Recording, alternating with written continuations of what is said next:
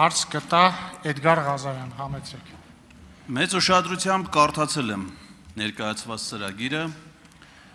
նույն ուշադրությամբ նաև լսում էի ելույթը եւ նաև հարց ու պատասխանի ընթացքում հնչեցված մտքերը։ Եվ եկել եմ այն եզրակացության, որ դուք ինձ թվում է շփոթվել եք ստեղ գալու հարցում, բացի դրանից, որ մենք մեր կանոնակարգով հիմա այլ հարց պիտի քննարկեինք, հանձնաժողովի նախագահի ընտրություն եւ հիմա ձեր ստեղ գտնվելու օրը չէր։ Բացի դրանից, այդ ծրագրով, այդ ելույթով, այդ մտքերով ես կարծում եմ, որ դուք պետք է ներկայանաք քննչական կոմիտեի հատկապես կառավարման գործերով քննիչին։ Եվ մեր երկրում ոչ թե պետք է ձեզ падգամավորները հարցեր տան, այլ հատկապես կարևորագույն գործերով քննիչը, որովհետև ձեր ծրագիրը, ձեր հնչեցրած մտքերը, դատողությունները, դրանք երկրի անվտանգության, ինքնիշխանության, տարածքային ամբողջականության եւ սահմանադրական կարգի տապալման մի հատ համալիր ամբողջություն է։ Եթե դա համադրենք նաեւ ձեր 8-ամյա գործունեության հետ, պատկերը ամբողջանում է։ Հիմա հարցը. կասեք Սահմանադրության եւ կառավարության կառուցվածքի եւ գործունեության կարգի մասին որ օրենքն է ձեզ իրավունք տալի համարակալել մեր պետությունները,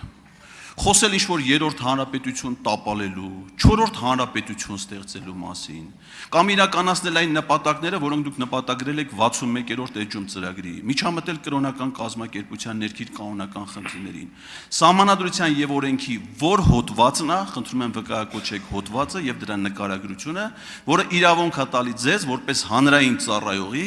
նման ոտնձգություններ նախաձեռնել մեր պետականության եւ դրա կարևորագույն ինստիտուտների նկատմամբ։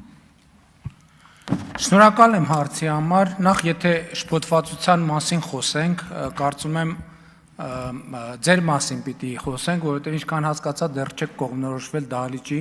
որ հատվածում պետք է նստեք, որ սենց այս տեմպերով որ գնա հաջորդ անգամ որ ես գամ արդեն միջանցքում եք նստած ելնելու, այնպես որ ձեզ է նախ պետք կողմնորոշվել, թե ինչա պետք անել։ Ինչ վերաբերվում է քննիչներին,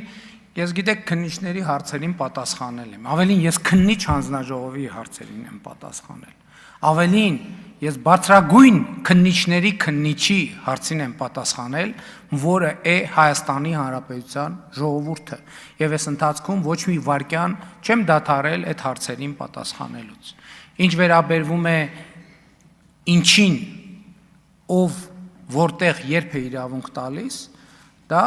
մեր նախընտրական ծրագիրն է եւ ժողովրդից ստացած մանդատը եւ մենք քաղաքական խոսույթներ ենք զարգացնում, որոնց նպատակը մեր պետության հարատևությունը ապահովելն է, մնացածն էլ ասեցի։ Արձագանք Հ A J E J E N Հա Երեն հայերեն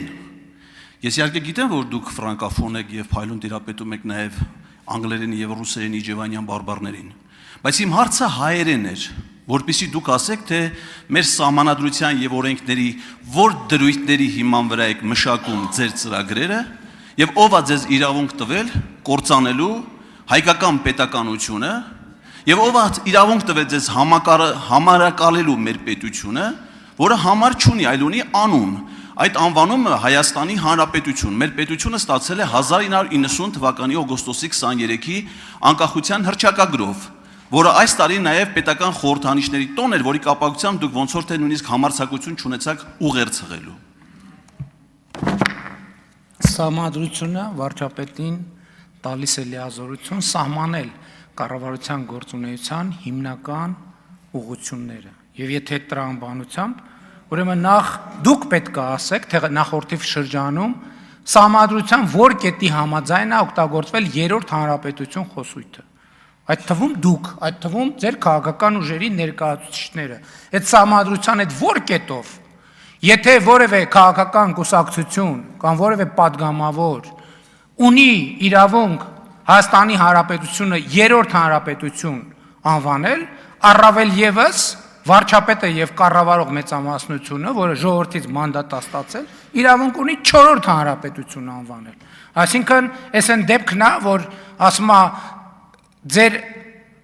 աչքի գերանը չեք տեսնում, ուրիշի աչքի փուսն եք տեսնում։ Եվ երբ որ կպարզաբանեն երրորդ հանրապետություն, ես էլ եմ օգտագործել իմիջիայլոց։ Այսինքն դա մեր քաղաքական խոսույթի սովորական մասն է եղել։ Ուրեմն գնանք այդ պարզաբանենք, հետո կանցնենք առաջ։